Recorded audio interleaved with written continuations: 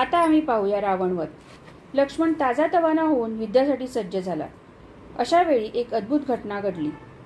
इंद्राने स्वतःचा दिव्य रथ रामासाठी पाठवून दिला. निळ्याभोर रंगाचे घोडे जडलेला तो रथ प्राप्त होताच रामाचा उत्साह वाढला. रथासोबत रथाची सारथी मालतीही आली होती. मालतीसोबत इंद्राने स्वतःचे कवच, विजी, धनुष्यबाण आणि अत्यंत प्रभावी शक्तीही पाठवल्या होत्या. रामासोबत लक्ष्मणालाही रणांगणावर पाहून रावण चकित झाला, पण रावणाने आपले सारे लक्ष रामावरच केंद्रित केले. सुरुवात मोठ्या द्वेषाने सुरू झाली. हजारो बाण रामाच्या दिशेने झेपावी लागले. राम जखमी झाला. रथाचे ते सुंदर उमेदे घोडेही मरून पडले. रामाने नंतर 3 बाण सोडून रावणाचे कपाळ भेदले. रावण रक्ताने माखून निघाला, पण सारथ्याने रथ रणांगणाबाहेर नेला. अशा प्रकारे 17 दिवस युद्ध चालले होते. 18व्या दिवशी सुरू झालेल्या युद्धात पुन्हा राम व रावण दोघेही रक्तबंबाळ झाले.